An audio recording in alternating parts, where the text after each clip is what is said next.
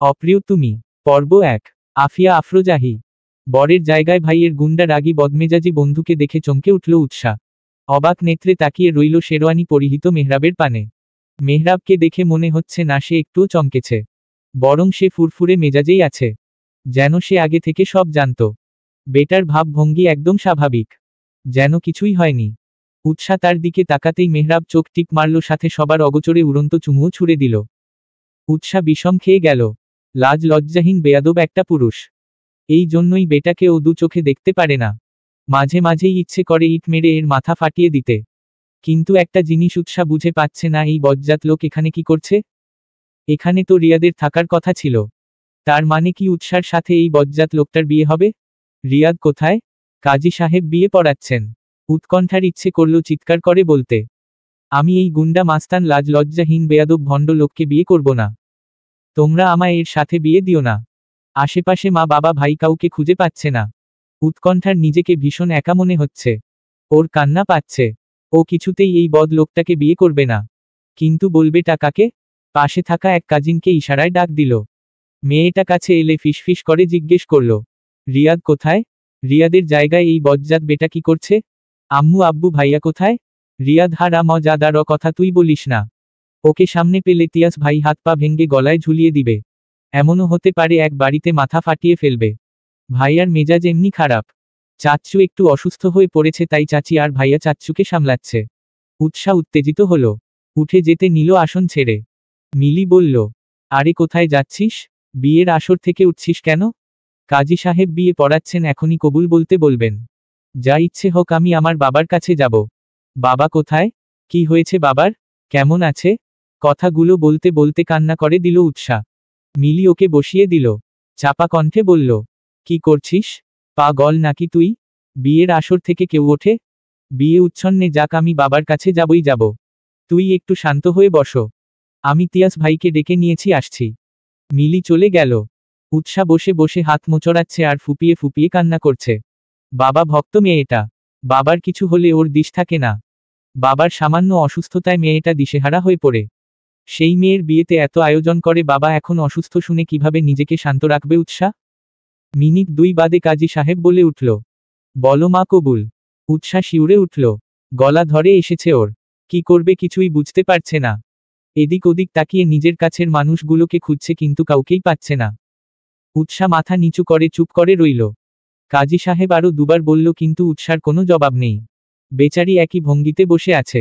দেখে মনে হবে রোবট হয়ে গিয়েছে। কোনো অনুভূতি নেই ওর মাঝে। মেহরাবের মেজাজ খারাপ হলো।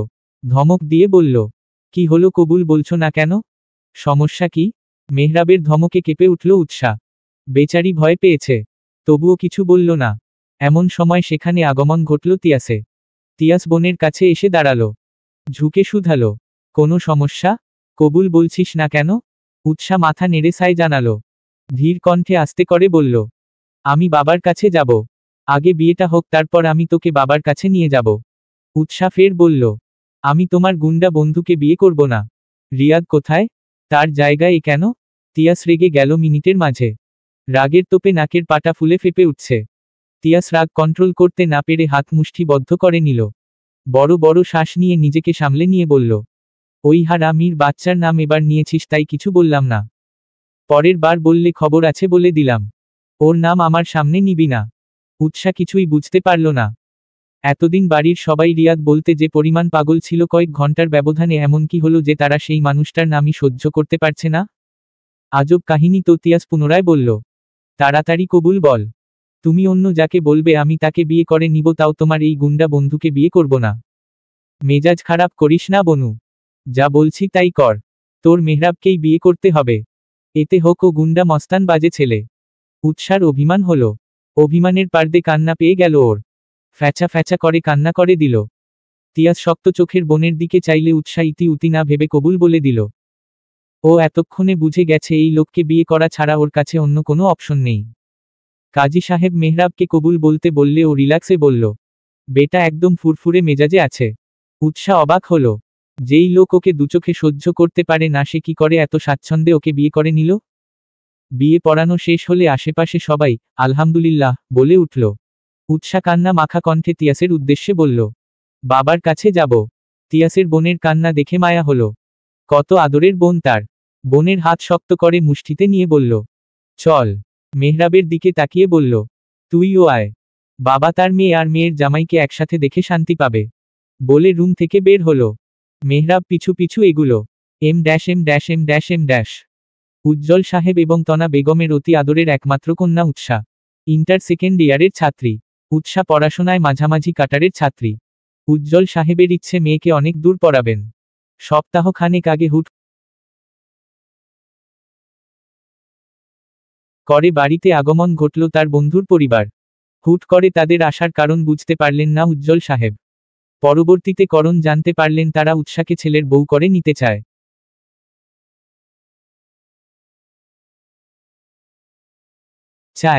উজ্জ্বল সাহেব অমত করলেন। অপরদিকে তার বন্ধুর বউ নাছোড় বান্দা। তারা উৎসাকেই চায়। দরকার পড়লে কাবিন করে রাখবে তাদের ছেলে বিদেশ থেকে পড়াশোনা শেষ করে এলে উৎসাকে তুলে নিয়ে যাবে। অবশেষে তাদের জোড়াজুড়িতে উজ্জ্বল সাহেব রাজি হলেন। আজ উৎসার ঘরোয়া ভাবে কাবিন ছিল। ঘরোয়া ভাবে হলেই উৎসদের পুরো পরিবার এসেছে। মামা চাচা খালা ফুপু সবাই। সকাল থেকে সব ঠিকই ছিল, হঠাৎ কি হলো উৎসা নিজেও জানে না। সব কিছুই ওর মাথার ওপর দিয়ে যাচ্ছে। এম। উজ্জ্বল সাহেব বিছানায় হেলান দিয়ে চোখ বুজে আছেন। তার হাতে স্যালাইন লাগানো। তনা বেগম বসে আছে তার পাশে। উৎসা বাবার এই অবস্থা দেখে শব্দ করে কেঁদে ফেলল। উজ্জ্বল সাহেব মেয়ের কান্নার শব্দে চোখ মেলে চাইলেন। ইশারায় মেয়েকে কাছে ডাকলেন। উৎসা দৌড়ে যেয়ে লুটিয়ে পড়ল বাবার বুকে। এই জায়গাটা তার জন্য একেবারে সেফ। সকাল থেকে উজ্জ্বল সাহেব একদম ফিট ছিলেন। মেয়ের বিয়ে নিয়ে কত উৎসাহ ছিল তার। হুট করে এমন কি হলো যে মানুষটা অসুস্থ হয়ে গেল? তাকে স্যালাইন দিতে হচ্ছে। উৎসা জানে বাবা সেখানে থাকলে নিশ্চয়ই এই লুচু লোকের সাথে তার বিয়ে দিত না। মনে মনে প্রতিজ্ঞা করল ভাইয়ের সাথে কথা বলবে না। গুন্ডার সাথে থাকতে থাকতে ওর ভাইটাও দিন দিন জল্লাদ হয়ে যাচ্ছে। কেমন পাষাণের মতো বলল, ওই বজ্জাত বেটাকেই বিয়ে করতে হবে ওর। উৎসা কান্না মাখা কণ্ঠে বলল, বাবা তোমার কি হয়েছে? তুমি নাকি অসুস্থ হয়ে গিয়েছ? হঠাৎ কি হলো তোমার বাবা? উজ্জ্বল সাহেব মেয়ের উত্তেজনা দেখে মুচকি হাসল।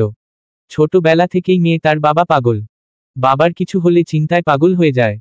উজ্জ্বল সাহেব হাসি মুখে বলল, তেমন কিছু না মা। সারাদিন ছুটোছুটি করাই শরীর একটু খারাপ হয়েছে এই আর কি। তুই টেনশন করিস না। উতেসা কিছুটা শান্ত হলো। উজ্জ্বল সাহেব মেহরাবকে কাছে ডাকলেন। মেহরাব পাশে এসে দাঁড়ালে ওর হাত নিজের হাতের মুঠোয় নিয়ে বলল, বাবা তোমায় যে কি বলে ধন্যবাদ দিব আমি সেই ভাষা হারিয়ে ফেলেছি। তুমি না থাকলে আজ আমার মান সম্মান সব শেষ হয়ে যেত। আমি তো আপনার ছেলের মতোই। এটা আমার দায়িত্ব। আমার মেয়েটাকে দেখে রেখো বাবা। মেয়েটা আমার বড্ড বাচ্চামো করে। এখনো নিজেকে সবখানে মানিয়ে নিতে পারে না। ওর কোনো ভুল হলে বুঝিয়ে বলো। মেহরাব একবার উৎসার পানে চেয়ে আশ্বস্ত কণ্ঠে বলল, আপনি চিন্তা করবেন না বাবা। আমি উৎসাকে সব সময় আগলে রাখব। একটা আঁচড় আসতে দিব না ওর গায়ে। উজ্জ্বল সাহেবের কলিজা ঠান্ডা হয়ে গেল। ছেলেটা কি সুন্দর তাকে বাবা বলে সম্বোধন করল। আরও কিছুক্ষণ কথা হলো সবার মাঝে। পুরোটা সময় উৎসা চুপ রইল। যেখানে তার কথার মূল্য নেই সেখানে সে কথা বলবে না। হুহো। রাত তখন 8টার কাছাকাছি। এবার যাওয়ার পালা। মেহরাব উঠে দাঁড়িয়ে বলল, বাবা এবার আমাদের যেতে হবে।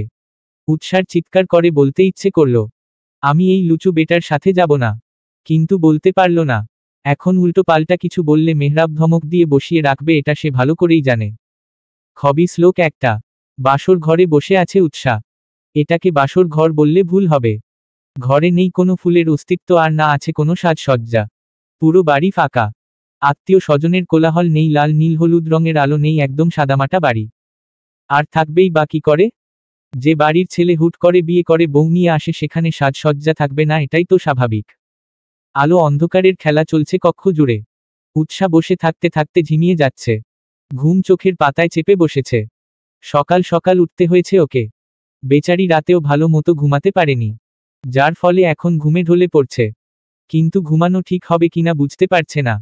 মেহরাব এখনো আসেনি। বাড়ি আসার মিনিট কয়েকর মাঝে মেহরাবকে ওর বাবা ডেকে পাঠিয়েছে। উৎসাকে মেহরাবের ভাবি তার রুমে বসিয়ে গেছে। উৎসা আশেপাশে তাকিয়ে পর্যন্তবেক্ষণ করল। ঘরটা আর কারো না। One N only Mehrab Mirza সাহেবের। উৎসা চোখ বুলালো একবার। সাজানো গোছানো রুম। উৎসা অবাক হলো। ছেলে মানুষের রুমও এতটা গুছানো হয়, তাও আবার সে যদি এমন গুতন্ডা বদমাইশ টাইপের হয়। ভদ্র ছেলেদের রুম সাজানো গোছানো হলে মানা যায়। উৎসার ইচ্ছে করছে এক ছুটে বাড়ি চলে যেতে। বাবার কথা বেশি মনে পড়ছে। বাবা এখন সুস্থ আছে তো কি করছে? আচ্ছা, বাবা কি উৎসাকে মিস করছে? তার একটা মাত্র মেয়ে আজ বাড়ি ছেড়ে চলে এসেছে, এতে কি তাদের কষ্ট হচ্ছে না, কান্না পাচ্ছে না? উৎসার তো কান্না পাচ্ছে। এম। মির্জা বাড়ির বড় ছেলে মিজান মির্জা। তার 3জন সন্তান, 2 ছেলে 1 মেয়ে। বড় ছেলে মাহিন মির্জা। মাহিন বিয়ে করেছে, তার বউয়ের নাম রিনি। তারপর মেয়ে সিথি। সিথির বিয়ে হয়েছে প্রায় 5 বছর। সে শ্বশুর বাড়িতে থাকে। তার 3 বছরের একটা বাচ্চাও আছে। ছোট ছেলে অর্থাৎ এ বাড়ির ছোট কর্তা মেহরাব মির্জা, যার নাকের ডগায় সব সময় রাগ চড়ে থাকে। কিছু বলার আগেই টেম্পারেচার 420 ডিগ্রিতে চড়ে থাকে। মিজান মির্জারা 4 ভাই। তাদের বাড়ি পাশাপাশি। সিরিয়ালে একজনের বাড়ি। এম। দরজার খুলে প্রবেশ করল মেহরাব। পাঞ্জাবির হাতা গোটাতে গোটাতে এগিয়ে গেল বিছানার দিকে। আহারে বেচারি বউ তার, নিশ্চয়ই তাকে বকতে বকতে ঘুমিয়েছে। মেহরাবের ঠোঁটের কোণে মুচকি হাসি ফুটে উঠল। এতদিনে তার রুমটা পরিপূর্ণতা পেল। হাত ঘড়ি খুলতে গিয়ে খেয়াল হলো রাত 1:25। মেয়েটা নিশ্চয়ই তার অপেক্ষা করতে করতে ঘুমিয়েছে। কিন্তু সেই বা কি করবে? বাড়ি আসতে না আসতে বাবা জরুরি তলবে ডেকে নিল। বাবার থেকে ছাড়া পেতেই কল এলো। সদ্য বিয়ে করা বউকে যে একটু সময় দিবে সেটাও পারল না। এমনিতেই মেয়েটা ওকে দু চোখে দেখতে পারে না। দেখলে 10 মাইল দূরত্ব বজায় রেখে চলে। মনে হয় ও কোনো বাঘ বা ভাল্লুক। ড্রেসিং টেবিলের সামনে ঘড়ি খুলে রেখে বিছানার দিকে অগ্রসর হলো। পুরো বিছানা ফাঁকা। মেহবের ভ্রু কুঁচকে এলো। উৎসা গেল কোথায়? ঝটপট লাইট জ্বালালো। সারা ঘরে চোখ বুলিয়ে উৎসাকে পেল কাউচের ওপর। গুটি সুটি মেরে শুয়ে আছে। মেহরাবের ঠান্ডা মেজাজ মুহূর্তেই গরম হয়ে গেল। মেয়েটা পেয়েছেটা কি? এটা কি বাংলা সিনেমা পেয়েছে? কাউচের কাছে গিয়ে এক ঝটকায় কোলে তুলে নিল উৎসাকে। অতঃপর শুইয়ে দিল বিছানায়। লাইট নিভিয়ে দিয়ে ফ্রেশ হতে চলে গেল। ফ্রেশ হয়ে বেরিয়ে টাওয়াল কোনো মতে চেয়ারের ওপর ছুঁড়ে বিছানার দিকে এগিয়ে গেল। শরীর ক্লান্তিতে ভেঙ্গে আসছে। শরীর আর চলছে না। বিছানায় শুয়ে উৎসাকে এক টানে কাছে নিল এলো। অতঃপর বিয়ে করা বউকে জড়িয়ে চোখ বুঝল। মনের মাঝে কেমন সুখ সুখ অনুভূত হচ্ছে। কত সাধনার বউ তার। আর যাই হোক, বিয়ে করে বউ দূরে রেখে ঘুমানোর পাত্র সে নয়। ক্লান্তিতে কিছু মুহূর্তের মাঝে মেহরাব ঘুমের দেশে পাড়ি জমালো। গভীর রাত। আশেপাশে কুকুর ঘেউ ঘেউ করছে। উৎসার ঘুমের মাঝে অস্বস্তি হতে লাগলো। মনে হচ্ছে কেউ ওকে জাপটে ধরে রেখেছে। দম বন্ধ হয়ে আসছে। অবশেষে টিকতে না পেরে চোখ খুলল। নিজেকে আবিষ্কার করল কারো শক্ত বাহু বন্ধনে। উৎসা ঘাবড়ে গেল। এত রাতে ওর রুমে কে এলো? আর কেই বা ওকে এভাবে জাপটে ধরে রেখেছে? ভালো করে লক্ষ্য করে মেহরাবের মুখখানা দেখে শান্ত হল। মনে পড়ল কয়েক ঘন্টা আগে এই বাদরের গলায় মুক্তোর মালা স্বরূপ তাকে ঝুলানো হয়েছে। উৎসার ইচ্ছে করল মেহরাবের চুলগুলো টেনে ধরতে। হাত বাড়িয়েও ফিরিয়ে নিল। বেচারা শান্তিতে ঘুমাচ্ছে। ঘুমন্ত ব্যক্তিকে আঘাত করা উচিত না। কিন্তু উৎসা কি করবে? ও যে এভাবে ঘুমিয়ে অভ্যস্ত নয়। হাত পা ছড়িয়ে ছিটিয়ে ঘুমিয়ে অভ্যস্ত ও। একটু নড়াচড়া করার মতো ফাঁকফোকরও রাখেনি মেহরাব। একদম শক্ত করে চেপে রেখেছে। উৎসার ঘুম আসছে না। কিছু করার নেই। দূর থেকে ভেসে এলো কুকুরে ডাক। উৎসা ভয় পেল। ভয় গুটি সুটি মেরে মুখ লুকালো মেহরাবের বুকে। এক সময় ঘুমিয়ে গেল। সূর্যের আলো এসে চোখে পারতেই ঘুম ছুটে গেল মেহরাবের। চোখ খুলে উৎসাকে নিজের বুকে গুটিসুটি মেরে ঘুমাতে দেখে হাসল। অতঃপর হাত বাড়িয়ে সামনে আসা চুলগুলো সরিয়ে দিল। মেয়েটা ভীষণ মায়াবী। উজ্জ্বল শ্যামবর্ণ গায়ের রং। উপচে পড়া সৌন্দর্য না হলেও দেখতে বেশ সুন্দরী। গোল গাল মুখখানায় এক রাসমায়া মাখা। মেহরাবের ইচ্ছে হলো মেয়েটাকে ছুঁয়ে দিতে। একটুখানি ছুঁয়ে দিলে কি ভুল কিছু হবে? অবশ্যই না। তার বিয়ে করা বউ। কবুল পরে ইসলামী শরীয়ত মতে বিয়ে করেছে। এখানে ভুলের কিছুই নেই। মেহরাব আলতো করে ওষ্ঠ ছুঁয়ে দিল উৎসার গালে। উৎসা ঘুমের মাঝে কেঁপে উঠল। চোখ পিট পিট করছে। মেহরাব বুঝে গেল উৎসার ঘুম ভেঙে গেছে। তাই ঘুমানোর ভান ধরল। উৎসা চোখ মেলে চাইল। রাতের ন্যায় নিজেকে মেহরাবের বাহু বন্ধনে আবদ্ধ দেখে মেজাজ খারাপ হলো। তখন রাত বলে কিছু বলেনি। এখন সে মোটেও ছেড়ে দিবে না। মেহরাবকে ধাক্কাতে ধাক্কাতে ডাকা শুরু করল। এই মিস্টার গুতন্ডা, উঠুন উঠুন বলছি। একটা মানুষকে সাপের মতো পেঁচিয়ে ধরে নিজে কি সুন্দর করে ঘুমাচ্ছে। মেহরাব হাই তুলার ভঙ্গিমা করে উঠে বসল। কি হয়েছে? কাকের মতো কাকা করে সকাল সকাল চেঁচাচ্ছ কোনো? কোকিলের মতো মিষ্টি করে বলতে পারো না? উৎসা তেতে উঠে বলল, না পারি না। আপনার মতো অসভ্য লোকেদের জন্য তো আরো আগেই না। মেহরাব ভ্রু কুঁচকে শুধালো, আমি কি করেছি? একটা মেয়ের পারমিশন ছাড়া তাকে সাপের মতো পেঁচিয়ে ধরেছেন, তার ওপর জিজ্ঞেস করছেন কি করেছি? এত পুরো চোরের মায়ের বড় গলা টাইপ। ও হ্যালো, আমি আমার বিয়ে করা বউকে জড়িয়ে ধরেছি, কোনো পর নারীকে না। বিয়ে করছেন বলে কি হয়েছে? তাই বলে পারমিশন না নিয়ে আই টাচ করবেন? বউ শিখেও তুলে রাখার জন্য বিয়ে করিনি আমি। বিয়ে করেছি ইচ্ছে হলে বউকে জড়িয়ে ধরবো, ইচ্ছে হলে চুমু খাবো, এতে তোমার কি? কথাগুলো বলতে বলতে মেহরাব উৎসাকে জড়িয়ে ধরে গালে চুমুও দিয়ে দিল। উৎসা ছিটকে দূরে সরে গেল। গাল মুছতে মুছতে বলল, লুচু বেডা। মেহরাব দাঁত কেলিয়ে 32 পার্টি বের করে হাসি দিল। সেই হাসিতে জ্বলে উঠল উৎসার শরীর। বেচারি পারছে না মেহরাবকে চোখ দিয়ে ভস্ম করে দেয়। মেহরাব গা ঝালানো হাসি দিয়ে ওয়াশরুমে চলে গেল। এম। বসার ঘরে সবার সামনে মাথা নিচু করে বসে আছে উৎসা। ওর সামনে বসে আছে সবাই। মিজান সাহেব জিজ্ঞেস করলেন, তোমার ঘুম ভালো হয়েছে মা? আমাদের বাড়িতে কোনো সমস্যা হচ্ছে না তো? উৎসা একবার আর চোখে মেহরাবের দিকে চাইল। এরকম বজ্জাত মার্কা একখান বর নামক বর্বর কপালে জুটলে কারো ঘুমই ভালো করে হওয়ার কথা না। কিন্তু আর যাই হোক, এতগুলো মানুষের সামনে বলা যাবে না। উৎসা মিহি কণ্ঠে বলল, না না আঙ্কেল, কোনো সমস্যা হচ্ছে না। আঙ্কেল কি? বাবা বলে ডাকবে। যেভাবেই হোক তোমাদের বিয়েটা হয়েছে তো। বড় বৌমা যেমন বাবা বলে ডাকে, তুমিও বাবা বলে ডেকো। উৎসা মাথা নেড়ে সাই জানালো। এর মাঝে লাঠি হাতে বসার ঘরে প্রবেশ করল মেহরাবের দাদু। মেহরাব এগিয়ে গিয়ে তাকে ধরল। দাদু ওকে আঘাত করতে করতে বলল, সর হারা মজা দা, তুই আমায় ধরবি না। আমার লাগি সতীন নিয়ে আইলি, আমায় এক ফির কইলিও না। সতীন পছন্দ না হইলে কিন্তু ফির তো পাঠামু বইলে দিলাম। মেহরাব ফিসফিস করে বলল, পছন্দ হবে কি দেখে তাকিয়ে থাকবে রীতিমতো ডার্লিং। মেলা সুন্দর নি? মেহরাব সাই জানালো। দাদুকে এনে উৎসার পাশে বসল। দাদু উৎসাকে ঘুরিয়ে ফিরিয়ে দেখছে। উৎসার ভয় হচ্ছে, অস্বস্তি লাগছে। দাদু থুতনিতে হাত রেখে উৎসার মুখখানা ওপরের তুলল। দেখি বইন তোর রূপখানা। যেই রূপে আমার নাতি আটকে যে আমারে না জানিয়ে বিয়ে করে নিল। উৎসাকে ভালো করে পর্যন্তবেক্ষণ করে বলল, মাশাআল্লাহ, মেলা সুন্দর বউ। এই জন্যই নাতি আমার পাগল হয়ে গেছে। এই রূপ দেখিয়ে বশ করেছিস নাকি বউ? উৎসা মনে মনে বলল, আমার আর খেয়ে দে কাজ নেই, এমন বেলাজ বেডাকে বশ করতে যাব। মিজান সাহেব ছেলেদের সাথে পরামর্শ করছেন কি করা যায়। ছেলে হুট করে বিয়ে করে বউ নিয়ে এসেছে, এখন অনুষ্ঠান করে আত্মীয় স্বজন ডেকে তাদের জানাতে হবে তো। মির্জা বাড়ির একটা মান সম্মান আছে। উৎসা রান্না ঘরে দাঁড়িয়ে আছে।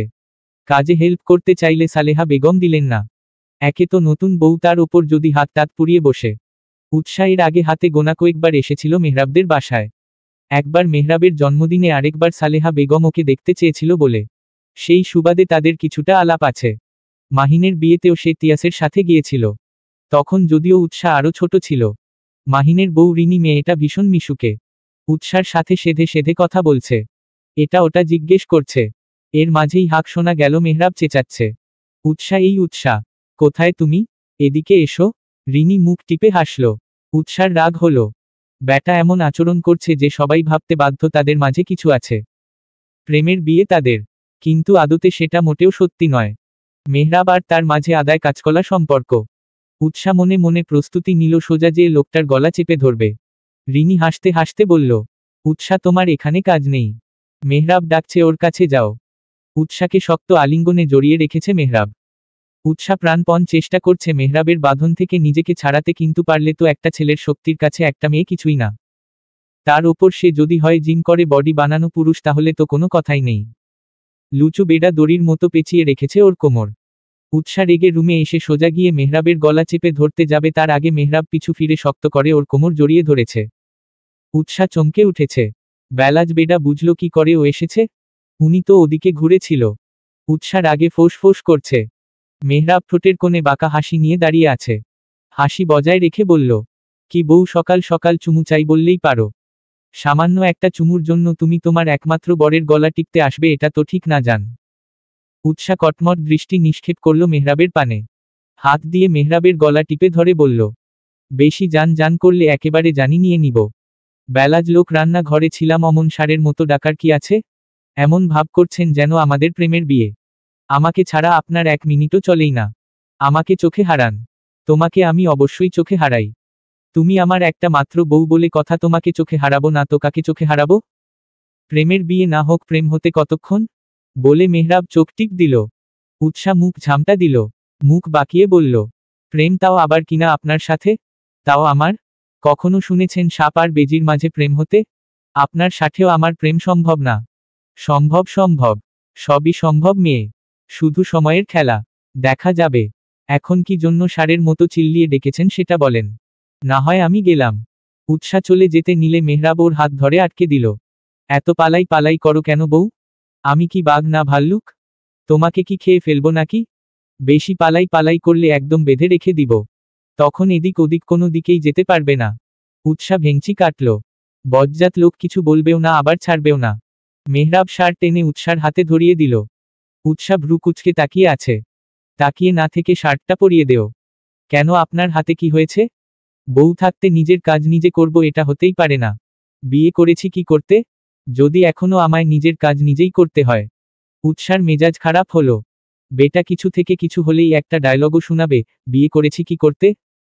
ওনাকে কে বলেছে বিয়ে করতে? আমি কি আপনাকে বলেছি বিয়ে করতে? বিয়ে করে এখন সেকেন্ডের আগায় মাথায় খোঁটা দিচ্ছেন। আমি অত কিছু জানি না। তাড়াতাড়ি শার্টটিটা পরিয়ে দেও, আমার দেরি হয়ে যাচ্ছে। আমি পারবো না। কি বললে? বলেছি আমি শার্ট পরিয়ে দিতে পারবো না। ওকে, তাহলে যাও দরজাটা লাগিয়ে দিয়ে এসো। উৎসা ঘাবড়ে গেল। মেহরাব এক পা করে ওর দিকে এগিয়ে আসছে। শুকনো ঢোক গিলে শুধালো, দরজা আটকাবো কেন? পিছাতে পিছাতে উৎসার পিঠ এসে ঠেকলো আলমারির সাথে। পিছনে যাওয়ার জায়গায় নেই। উৎসা কি করবে ভেবে পেল না। সামনে মেহরাব, পিছনে আলমারি। পাশ কেটে যেতে নিবে এমন সময় মেহরাব ওর দুপাশে হাত রেখে আটকে দিল। খানিকটা ঝুঁকে এলো। মেহরাবের গরম নিঃশ্বাস উৎসার মুখের ওপর পড়ছে। দুজনের মাঝে 1 ইঞ্চি সমপরিমাণ দূরত্ব। উৎসা বেচারি ভয়ে চোখ বুজে নিল। মেহরাব ফিসফিস করে নেশালো কণ্ঠে বলল, কাল রাতের অসম্পূর্ণ কাজ সম্পূর্ণ করতে দরজার যে লাগাতেই হবে যান। আর এমনিও তুমি তো ভালোভাবে কথা শোনার মতো না। উৎসা তড়িৎ গতিতে বলল, আমি আপনাকে শার্ট পরিয়ে দিচ্ছি। আমি কি দিব না বলেছি? আপনি প্লিজ দূরে যান। মেহরাব উচ্চ শব্দে হেসে উঠল। হাসতে হাসতে বলল, এই না হলে মেহরাব মির্জার বউ? উৎসা বিড়বিড় করে বলল, মেহরাব মির্জার বউ না ছাই। একবার খালি ভাই নামক জয়েল্লা দটাকে হাতের কাছে পাই, তারপর ওকে আমি খুন করব। শয়তানটা ইচ্ছে করে ওর দজাল বন্ধুর গলায় ঝুঁকিয়েছে আমায়। মানুষের শাশুড়ি দজাল হয়, আর এদিকে তো আমার আস্ত জামাইটাই দজাল। উৎসা মনে মনে মেহরাবকে বকছে আর শার্টের বোতাম লাগাচ্ছে। মেহরাব ওর কাহিনী দেখে মিটমিট করে হাসছে। এমন তেরা বউকে কি করে সোজা করতে হয় মেহরাব মির্জা ভালো করেই জানে। বউ তার প্রেমে না পড়ে যাবে কই? প্রয়োজন পড়লে ধরে বেঁধে প্রেমে পড়াবে। শার্ট পরানো শেষে মেহরাব আয়নায় নিজেকে দেখছে, সেই সুযোগে উৎসা এক ছুটে বেরিয়ে এলো। সোজা নিচে এসে দম নিল। এক ছুটে আশায় হাঁপাচ্ছে বেচারি। পাশে এসে দাঁড়ালো রিনি। কাঁধে হালকা ধাক্কা দিয়ে বলল, এতক্ষণে ছাড়লো দেবরজি? হেব্বি প্রেম দেখি দুজনের। কত দিনের প্রেম তোমাদের? প্রেম না ছাই, এমন গুতন্ডা মার্কা লোকের সাথে আবার প্রেম? তুমিও না ভাবি। এই আমার দেবরের নামে মোটেও উল্টোপাল্টা কিছু বলবে না। দেবর আমার হেব্বি রোমান্টিক। রোমান্টিক না হলে কি সকাল সকাল বউয়ের তলবে বাড়ি মাথায় তোলে? উৎসা বিড়বিড় করে বলল, রোমান্টিক না, 1 নাম্বারের লুচু বেডা। কি বললে? কিছু না। চলো যে দেখি আন্টি একা একা কি করছে। কথা ঘুরিয়ে রিনিকে নিয়ে রান্নার ঘরের দিকে পা বাড়ালো উৎসা। এখানে থাকা মোটেও সুবিধার না। দেখা যাবে কখন আবার এসে উদয় হবে, তখন ওকেই ঝামেলায় পড়তে হবে। এম। দুপুরের খাওয়ার সময় হয়ে গেছে। সবাই টেবিলে এসে বসেছে।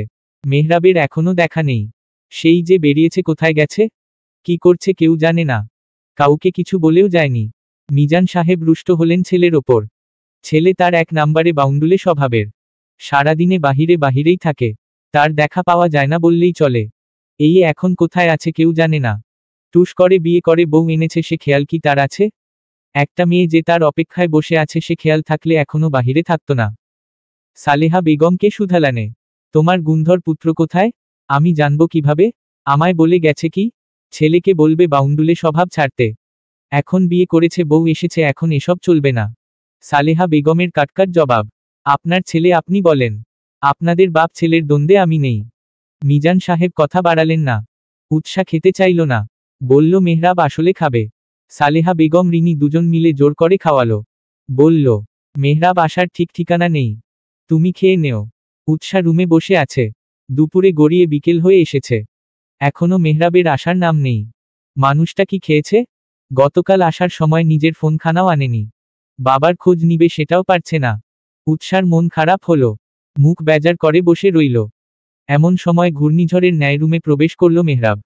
ঝটপট হাতের ঘড়ি খুলে ড্রেসিং টেবিলের ওপর রেখে কাপড় নিয়ে শাওয়ার নিতে ওয়াশরুমে ছুটল।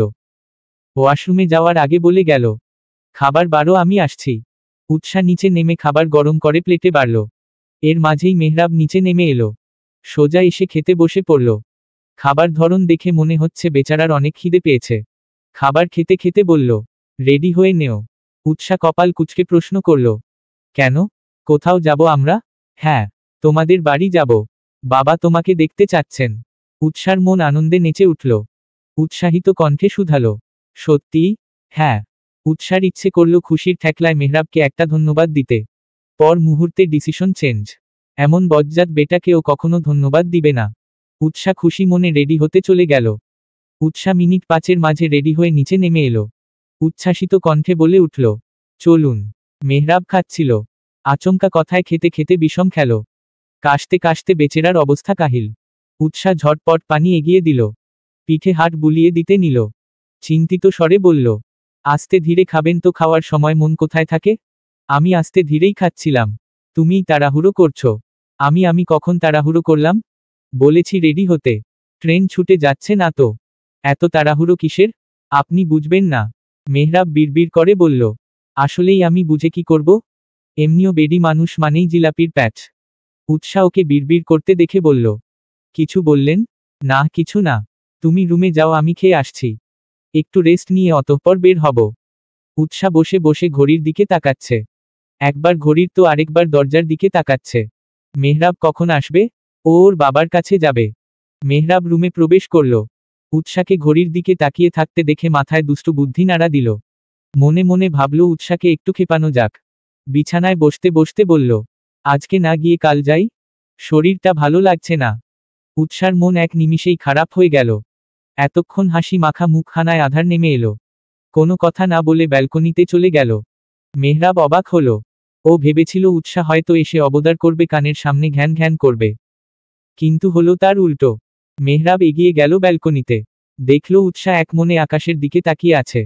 হাস্যোজ্জ্বল মুখখানা শুকিয়ে গেছে। ধীর পায়ে এগিয়ে যেয়ে পিছন থেকে আলিঙ্গনে আবদ্ধ করে নিল। যাবে না? এখানে এসে দাঁড়িয়ে আছো যে? আপনি তো বলেন আপনার শরীর খারাপ করছে। আপনি যে রেস্ট নেন। মেহরাব উৎসার মাথায় চুমু এঁকে দিয়ে বলল, বোকা মেয়ে, আমি মজা করছিলাম। চলো। উৎসা ধুম করে কিল বসিয়ে দিল মেহরাবের বুকে। মেহরাব ব্যথা পেলেও শব্দ করলে না। বদলোক, ইচ্ছে করে আমায় শুধু খেপায়। আজকে বাবার বাড়ি গেলে আমি আর আসবই না। ওখানেই থেকে যাব। মেহরাব কণ্ঠ অন্যরকম করে বলল, ও কথা মোটেও ভেবো না বউ। যেমন বগল দাবা করে নিয়ে যাব তেমনই নিয়ে আসব। আসতে না চাইলে জোর করে নিয়ে আসব। বউ ছাড়া থাকার ছেলে মেহরাব মির্জা, তাই সে কথা মাথায়ও এনো না। উৎসা গাল ফুলিয়ে গাড়িতে বসে আছে। বেচারি বলেছিল বাবার বাড়ি যাবে, কিন্তু মেহরাব ওকে অন্য রাস্তায় নিয়ে এসেছে। এটা ওদের বাড়ি যাওয়ার রাস্তায় নয়। তাহলে মেহরাব ওকে নিয়ে কোথায় যাচ্ছে? উৎসা মুখখানা গম্ভীর করে জিজ্ঞেস করল, এই রাস্তায় দিয়ে আমরা কোথায় যাচ্ছি? এটা তো বাড়ির রাস্তায় না। মেহরাবের উত্তর, দেখতে থাকো। গাড়ি এসে থামল একটা শপিং মলের সামনে। মেহরাব গাড়ি পার্ক করে উৎসার হাত নিজের হাতের মাঝে পুরে হাঁটা শুরু করল। পুরো শপিং মল ঘুরে ঘুরে অনেক কিছু কিনছে। কিন্তু এত জিনিস কাদের জন্য কেনাকাটা করছে? তাহলে কি ওরা অন্য কোথায় যাবে? উৎসার কপালে ভাঁজ পড়ল। যাওয়ার কথা ওদের বাড়ি, কিন্তু উনি শপিং করছেন কেন? আমরা শপিং করতে এসেছি কেন? বোকা বউ, নতুন জামাই শ্বশুর বাড়ি গেলে তাদের জন্য গিফট নিয়ে যেতে হয়। আর এখন তো আমিও তাদের ছেলে। তাদের প্রতি আমারও তো কিছু দায়িত্ব কর্তব্য আছে নাকি? উৎসার মনে মেহরাবের জন্য এক রাশ ভালো লাগা কাজ করল। লোকটা যতই গুতন্ডা বদমাইশ লুচু হোক, বিয়ের পরপরই কি সুন্দর ওর বাবা মাকে নিজের বাবা মা হিসেবে একসেপ্ট করেছে। কি সুন্দর তাদের নিয়ে ভাবছে। ব্যাপারটা উৎসার কাছে ভালো লাগলো। প্রতিটা মেয়েই তো এমন বর চায় যে তার বাবা মাকে সম্মান করবে, আপন করে নিবে তাদের। মেহরাব শপিং শেষে গাড়ি স্টার্ট দিল। মাঝে গাড়ি থামিয়ে ফল মিষ্টি কিনতে ভুলল না। ফল মিষ্টি শপিং দিয়ে গাড়ি ভরপুর করে অতঃপর উৎসাদের বাড়ির দিকে এগোলো। এদিকে উৎসা বসে বসে মেহরাবের কাণ্ড দেখছে। লোকটা কতটা পা গলামো করছে। ওকে কিছু জিজ্ঞেসও করছে না। মেহরাব নিজ ইচ্ছেতে বেছে বেছে বেস্টটা নিচ্ছে। উৎসাদের বাড়ির সামনে গাড়ি থামিয়ে দুজন নেমে এলো। বেল বাজিয়ে দাঁড়িয়ে রইল দরজা খোলার অপেক্ষায়। কিছুক্ষণের মাঝে দরজা খুলে দিল উৎসার কাজিন। ওদের দেখে সবাইকে ডাকতে শুরু করল। মেহরাবের হাত ভর্তি জিনিসপত্র। উৎসার মা তনা বেগম মেহবারের হাতে এত কিছু দেখে ছুটে এলেন। ওর হাত থেকে জিনিসগুলো নিতে নিতে বললেন, কেমন আছো বাবা? তোমার বাড়ির সবাই কেমন আছে? আসতে কষ্ট হয়নি তো? আলহামদুলিল্লাহ, সবাই ভালো আছে। না না, আমাদের আসতে কোনো কষ্ট হয়নি মা। বাবার কি অবস্থা? উনি এখন ভালো আছেন তো? এখন আগে থেকে অনেকটাই ভালো। এত কিছু আনার কি দরকার ছিল বাবা? আমি আমার বাবা মাকে দেখতে এসেছি। খালি হাতে কিভাবে আসি বলুন মা? তাই এই সামান্য জিনিস নিয়ে এলাম। এত কিছুকে তুমি সামান্য বলছো? সামান্য নয়তো কি, ছেলে হিসেবে আপনাদের জন্য আরো করতে পারলে আমি খুশি হতাম। তনা বেগমের গর্বে বুক ফুলে উঠল। চোখে পানি আসতে নিলেও উনি নিজেকে সামলে নিলেন। এর মাঝে তিয়াস এলো ড্রয়িং রুমে। মেহরাবকে দেখে জিজ্ঞেস করল, কখন এলি? এই তো সবে। গাড়িতে এখনো কিছু জিনিস রয়ে গেছে। কষ্ট করে নিয়ে আয় ভাই। ঠিক আছে, তুই যা, আমি আনছি। উৎসা দরজার সামনে দাঁড়িয়ে সবার কাণ্ড দেখছে।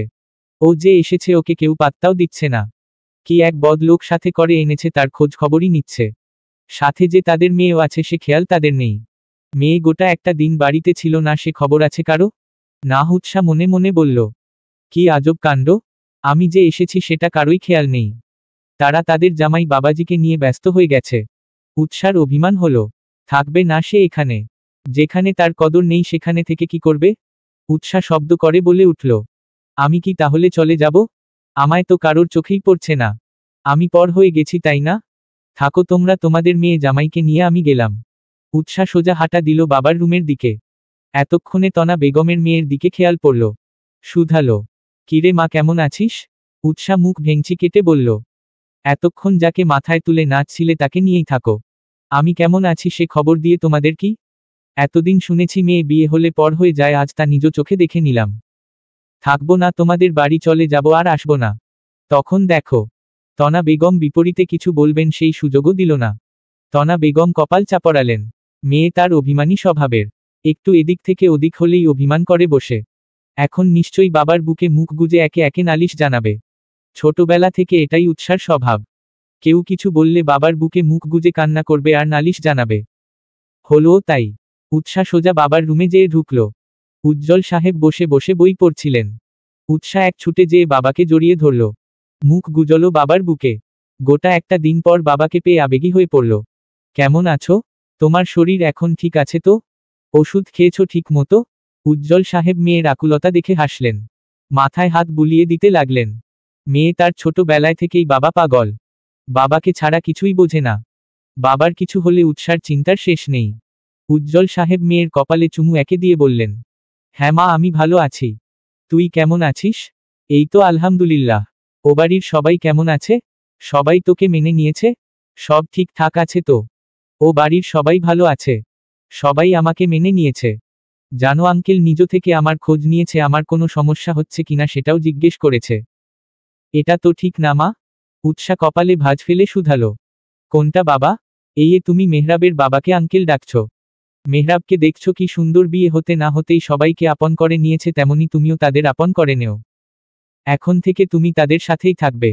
তারাই তোমার সব। তাই যত আপন করবে ততই ভালোবাসা পাবে। উজ্জ্বল সাহেব এমনি সময় মেয়েকে তুই করে সম্বোধন করেন। মেয়েকে কোনো কিছু বোঝানোর সময় তুমি সম্বোধন করেন। উৎসা বাবার কথায় গাল ফুলালো। সবাই কেন ওই বজ্জাত লোকটারই উদাহরণ দিবে? তাকে কি কারো চোখে পড়ে না? সব কথার আগে পড়ে মেহরাব, মেহরাব আর মেহরাব। তার প্রশংসায় পঞ্চমুখ সবাই। উৎসা গাল ফুলিয়ে বলল, শেষমেশ তুমিও ওই গুতন্ডাটার সাইড টানছ? বাহ, বেশ ভালো। এখন তোমাদের কাছে তোমাদের মেয়ের থেকে ওই লোকটা বেশি হয়ে গেল? এভাবে বলে না মা। মেহরাব তোমার স্বামী। ওর সাথে তোমার বিয়ে হয়েছে। তাকে সম্মান দিয়ে কথা বলো। উৎসা মুখ ভেঙচি কাটল। বিড়বিড় করে বলল, সম্মান না ছাই। কচু দিব বেটাকে। অতঃপর হাঁটা দিল নিজের রুমের দিকে। উৎসাদের ছোটখাটো ডুপ্লেক্স বাড়ি। বাড়িতে মানুষ মাত্র 4 জন। ওপরে উৎসা আর তিয়াসের রুম। নিজের রুমে এসে ধপাস করে বিছানায় শুয়ে পড়ল উৎসা। একদিনের ব্যবধানে মনে হচ্ছে কতগুলো দিন কেটে গেছে। উৎসা মন খুলে শ্বাস নিল। নিজের রুমের শান্তিই আলাদা। বিগত 10 বছর যাবত এই ঘর তার সঙ্গী। এই রুমে ওর কত আবেগ ভালোবাসা জড়িয়ে আছে। রুমের প্রতিটা কোণা উৎসা নিজের মতো করে সাজিয়েছে। আর আজ একটা শব্দের, একটা সাইনের ব্যবধানে উৎসাহী বাড়িতে মেহমান হয়ে গেছে। আগে যেই বাড়িতে সারাদিন ঘুরে বেরিয়েছে এখন এই বাড়িতেই সে কিছু মুহূর্তের জন্য এসেছে। উৎসার মন খারাপ হলো। মেয়েদের জীবন এতটা কঠিন কেন? যেই বাড়িতে তারা বেড়ে ওঠে সেই বাড়িতেই একদিন তারা মেহমান হয়ে যায়। উৎসা কখনো বাবা মাকে ছাড়া থাকেনি। যেখানেই যেত বাবা মায়ের সাথেই যেত। এই প্রথম ও গোটা একটা দিন একটা অপরিচিত জায়গায় কাটিয়ে এলো। তাও কিনা সেখানে ওকে সারা জীবনের জন্য থাকতে হবে। কথাটা ভেবেই উৎসার কান্না পেল। বলতে বলতে চোখ বেয়ে পানি পড়ে গেল। উৎসা চোখে পানি নিয়ে বারান্দার দিকে এগিয়ে গেল। উৎসার বারান্দা তেমন বড় নয়, তবে ওর মনের মতো। উৎসা রকিং চেয়ারে হেলান দিয়ে বসে পড়ল। মেজাজ খারাপ এখন। মেহরাবকে পেলে বেটার চুল টেনে টাক বানিয়ে ফেলত। উৎসা ঝটপট কল্পনা করে ফেলল মেহরাবের টাক মুখখানা। কল্পনায় মেহরাবে চেহারা সুরত দেখে উৎসা খিলখিল করে হেসে দিল। তবে অবাক ওরা কাণ্ড, বেটাকে টাক মাথাও হ্যান্ডসাম লাগে। হাসতে হাসতে উৎসার খেয়াল হলো মেহরাব টাক হয়ে গেলে লোকে তাকে টাকলা বেডার বউ বলবে। তাই প্ল্যান ক্যান্সেল। তবে মেহরাবকে সামনে পেলে এটা অবশ্যই জিজ্ঞেস করবে, মানুষ পটানো শিখেছে কোথা থেকে? সাধারণত ছেলেরা মেয়ে পটায়। আর এদিকে মেহরাব এমন ছেলে, মেয়েরা তো এমনিতেই বেডার প্রেমে উস্টা খায়, এখন ওর বাবা মাও তাকে চোখে হারায়। কি আছে এই লোকের মাঝে? উৎসা ভেবে পায় না। মেহরাবকে বকতে বকতে উৎসা পাড়ি জমালো অতীতের পাতায়। প্রায় বছর 10 হবে। উৎসা তখন ক্লাস 3 কিংবা 4-এ পড়ে। তিয়াস তখন ক্লাস 9-এ। নতুন স্কুলে ভর্তি হয়েছে তিয়াস। নতুন নতুন বন্ধু মহল তার। তাদের মাঝে প্রিয় বন্ধু হলো মেহরাব। একদিন মেহরাবকে বাড়ি নিয়ে এসেছিল। উৎসা তখন অনেকটা ছোট। মেহরাব ওদের বাড়ির পাশের ছোট বাগানটা ঘুরে দেখছিল। উৎসা সবে স্কুল থেকে ফিরে মেহরাবেক দেখে ভেবেছে এটা বোধ হয় ওর ভাইয়া। দুজনের হাইট সেম, পিছন থেকে দেখতেও অনেকটা একই রকম। ছোট উৎসা লাফিয়ে মেহরাবকে জড়িয়ে ধরে বলল, ভাইয়া তুমি এসেছো? আজকে এত তাড়াতাড়ি এলে যে? প্রতিদিন তো বিকেলে করে আসো। মেহরাব পিছু ফিরে ধমক দিয়ে বলেছিল, এই মেয়েকে তুমি, যাকে তাকে জড়িয়ে ধরে ভাইয়া ভাইয়া করছো? উৎসা মুখ তুলে চাইল। মানুষটা তো ওর ভাইয়া না। উৎসার কান্না পেল। ভা ভা করে কান্না করে দিল। ওর বাবা মা কিংবা ভাই কখনোই কেউ ওকে এভাবে ধমক দেয়নি যেভাবে মেহরাব দিয়েছে। উৎসাকে কান্না করতে দেখে মেহরাব ঘাবড়ে গেল।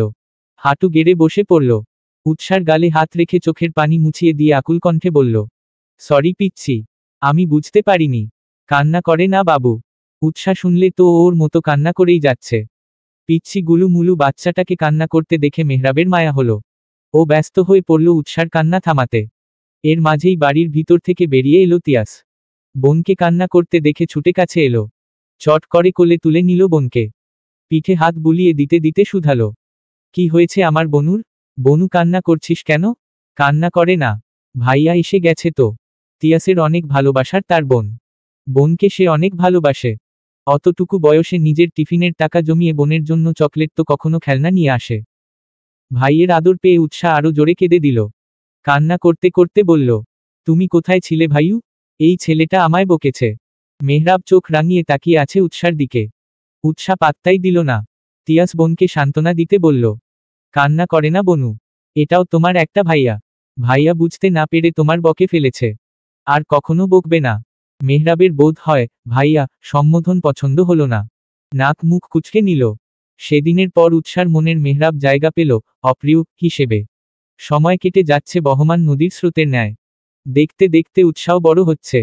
বন্ধু বান্ধবী নিয়ে তার এক আলাদা জগৎ তৈরি হচ্ছে। তবে সেই জগতে কোথায় না কোথাও এক কোণে ঘাপটি মেরে অপ্রিয় রূপে পড়ে আছে মেহরাব নামক মানুষটা। উৎসার মাঝে মাঝে মনে হয় অপ্রিয় নামটা বোধ হয় মেহরাবের জন্যই তৈরি হয়েছে। না হলে যখনই মানুষটার সাথে দেখা হবে তখনই কোনো না কোনো বিষয়ে দুজনের ঝগড়া হবে। তাও আবার যেন তেন না, একদম মারামারি টাইপ ঝগড়া।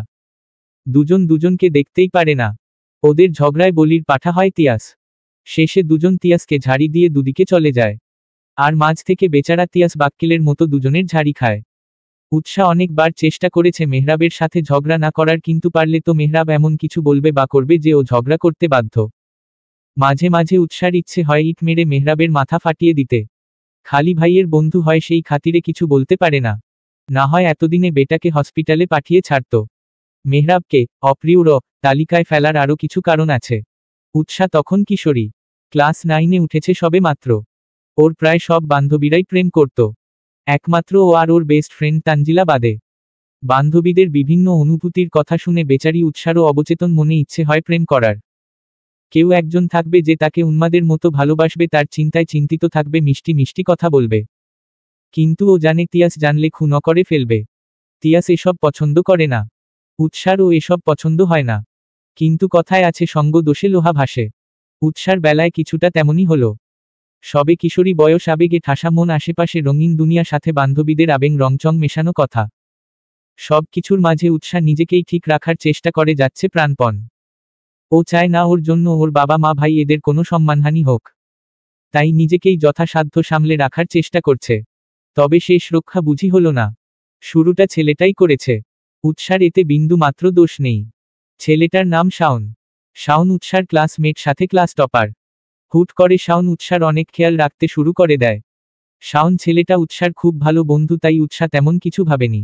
ভেবেছে ফ্রেন্ড হিসেবে ওকে ট্রিট করছে। ক্লাসে উৎসার কোনো সমস্যা হলে শাওন এসে পাশে দাঁড়াতো। কোনো পড়া বুঝতে সমস্যা হলে নিজ উদ্যোগে উৎসাকে ডেকে নিয়ে পড়া বুঝিয়ে দিত। উৎসাহ কখনো শাওনকে নিয়ে কিছু ভাবেনি।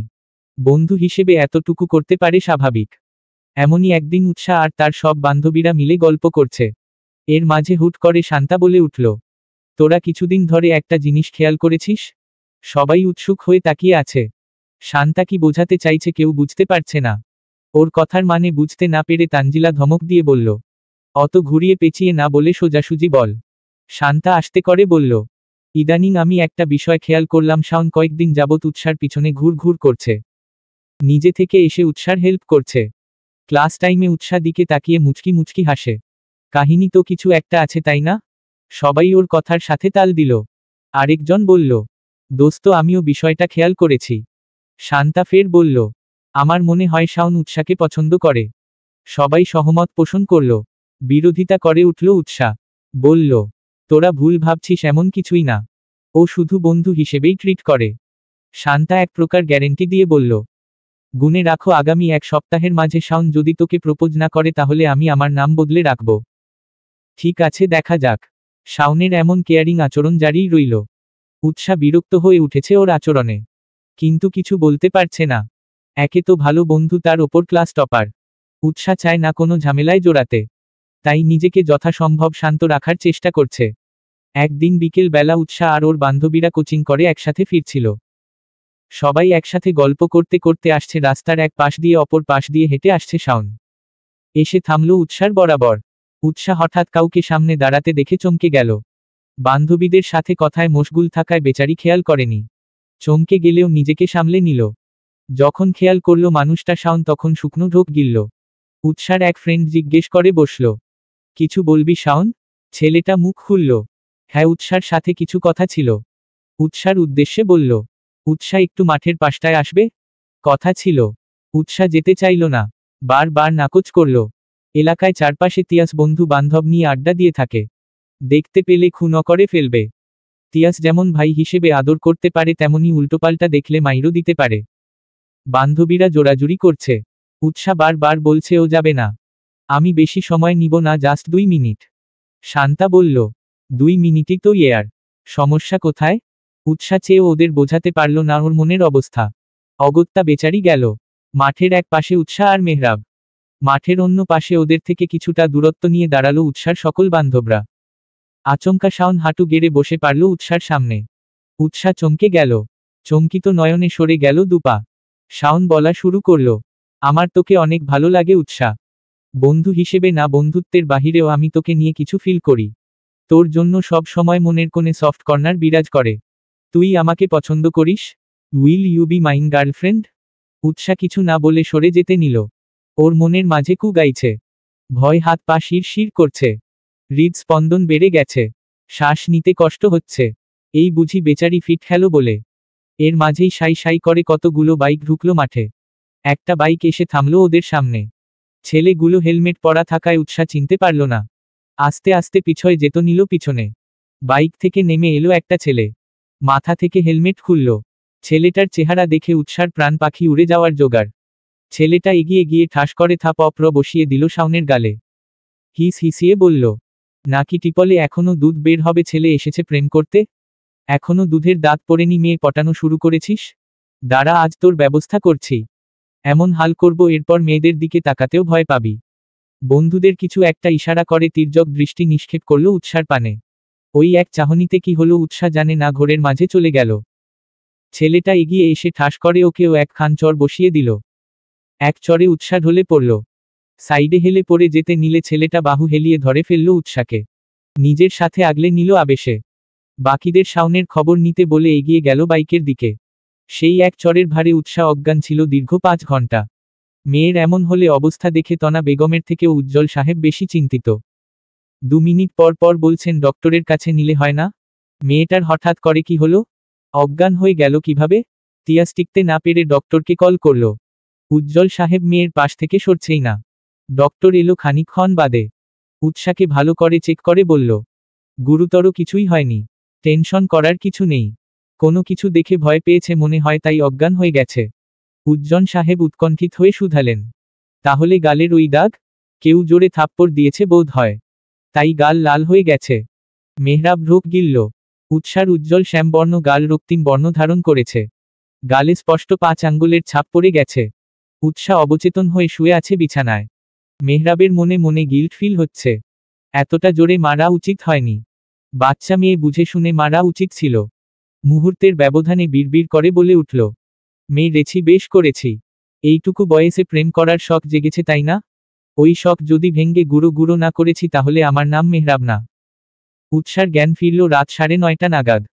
পিট পিট করে চোখ খুলে নিজের অবস্থা জানার চেষ্টা করল। নিজেকে নিজের বিছানায় পেয়ে স্বস্তির নিঃশ্বাস ফেলল। আশেপাশে বাবা মা ভাই দাঁড়িয়ে আছে। পুরো রুমে চোখ বুলাতে নজরে এলো মেহরাবকে। বেটা বুকে হাত গুজে এটিটিউড নিয়ে দাঁড়িয়ে আছে। মেহরাবকে দেখে বিকেলের ঘটনা মনে পড়ে গেল। মেহরাব কি বাসায় বলে দিয়েছে? উজ্জ্বল সাহেব মেয়েকে চোখ খুলতে দেখে জিজ্ঞেস করল, এখন কেমন লাগছে মা? শরীর বেশি খারাপ করছে? উৎসা মাথা নেড়ে নাকচ করল। উজ্জ্বল সাহেব হাত ছাড়লেন তনা বেগমকে। তাড়াতাড়ি যাও, আমার মেয়ের জন্য খাবার নিয়ে এসো। তনা বেগম খাবার আনতে চলে গেলেন। তিয়াস এগিয়ে এসে উৎসার মাথায় চাপড় মেরে বলল, 5 ঘন্টা অজ্ঞান থেকে যা খেল দেখালি, বইন দাঁড়িয়ে থাকতে থাকতে কোমর ধরে গেছে। আমি গেলাম বিছানায় গা এলিয়ে দিতে। তিয়াসও চলে গেল। উজ্জ্বল সাহেব বলল, তুই একটু রেস্ট নে মা, আমি তোর পছন্দের খাবার নিয়ে আসছি। একে একে সবাই চলে গেল। রুমে শুধু উৎসা আর মেহরাব। উৎসা এতক্ষণে বুঝে গেছে মেহরাব এখনো কিছুই বলেনি। বললে এতক্ষণে সবার রিয়েকশন এমন হতো না। উৎসা মনে মনে কিছুটা খুশি হলো। তবে ওর খুশি বেশিক্ষণ টিকল না। মেহরাব এগিয়ে এলো। মেহরাবকে এগিয়ে আসতে দেখে উৎসা ঘাবড়ে গেল। সবাই চলে গেল, এই বেটা রয়ে গেছে কি করতে? একটা থাপ অপ্র দিয়ে শান্তি হয়নি? নাকি এখনো আরো থাপ অপ্র দেওয়া বাকি রয়ে গেছে? উৎসা কিছুই বুঝতে পারল না। মেহরাব কাছে এসে পাশে বসল। বেশি খুশি হয়ে লাভ নেই।